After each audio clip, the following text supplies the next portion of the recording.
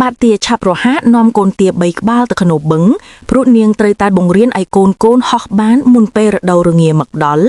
ហើយនាំពួកវាហោះទៅភាគខាងត្បូងដើម្បីជៀសពីត្រជាក់ជាសំណាងល្អកូនទាទាំង3មានទេពកោសល្យល្អពេលឮការបញ្ជាពួកវាបានរៀបជាជួរមួយធ្វើតាមចលនារបស់ម្ដាយហែលទឹកហើយបុកស្លាបហៅ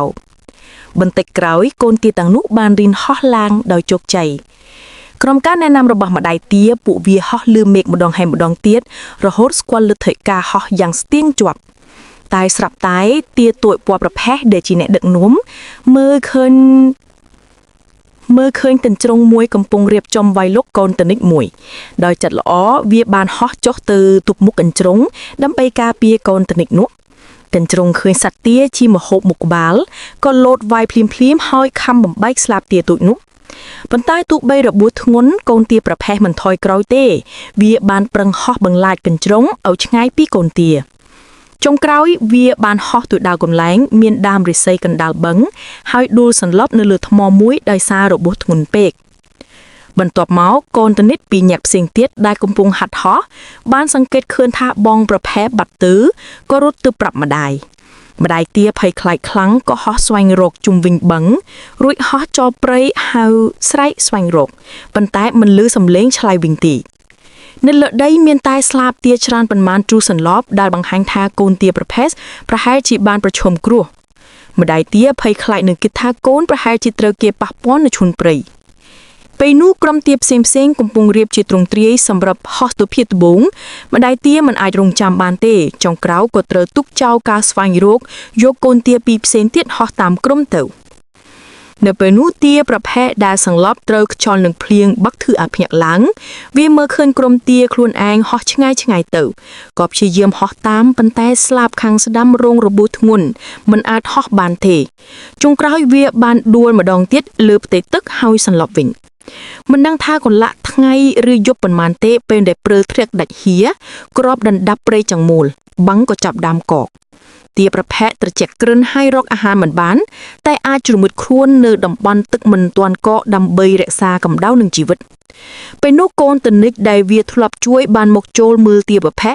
ហើយយកផ្លែបឺរីក្រហមមកតល់ផ្ដល់វានិយាយថានេះជាអាហារដែលរកបានលំបាកនៅរដូវស្លុកឈើជ្រុះ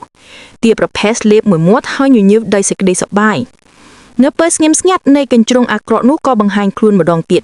ទាប្រផេះឆាប់ណាស់បានប្រាប់កូនទាឲ្យរត់ចេញទៅខណៈវាហែលចូលកណ្ដាលបឹងដើម្បីរក្សាគម្លានពីកញ្ជ្រង់ឃើញទាប្រផេះមិនអាចហោះបានគិតថាមានឱកាសល្អប៉ុន្តែព្រោះបឹងមិនទាន់កកជាប់សពវាមិនអាចហែលទឹកបានទេចុងក្រោយកញ្ជ្រង់បានសម្បែងនិយាយថារងចាំឲ្យទឹកកកជាប់សិនទៅខ្ញុំនឹងមកញ៉ាំម៉ាំងហើយចាក់ចេញទៅ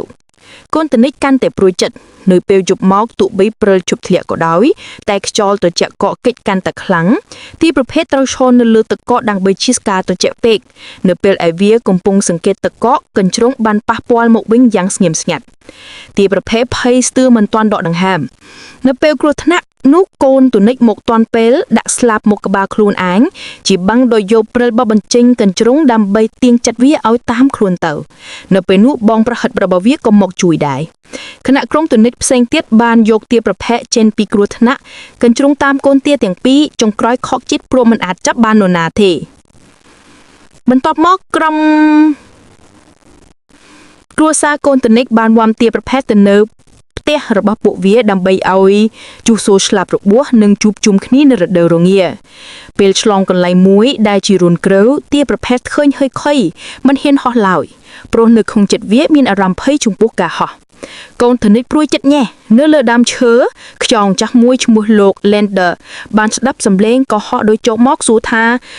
ឲ្យទាប្រភេទនិយាយថាខ្លួនមិនអាចហោះបានទេលោក Lander និយាយថាមិនលឺច្បាស់ឲ្យវាហោះទៅជិតមកសិនដោយសមៀភាពទាប្រភេទក៏បុកស្លាបហក់ទៅលោក Lander ញញឹមហើយហក់ត្រឡប់ឡើងទៅលើដើមឈើវិញទាប្រភេទក៏ហក់តាមឡើងទៅហើយថែមទាំងនិយាយថាខ្លួនហក់មិនបាងទេក៏នៅពេលនោះវាដួលចុះដោយចលនាមញោសសយដោយសប្បាយហើយប្រាប់វាថាវាហក់បាងហើយតែត្រូវមានទំនុកចិត្តនិងភាពក្លាហាន រដូវផ្ការីបានមកដល់ព្រិលរលាយព្រៃនឹងដីមានជីវិតវិញដោយសារការលើកទឹកចិត្តពីមិត្តភ័ក្តិទាប្រភេទបានហោះឡើងវិញហើយអាចហោះបានល្អជាងមុន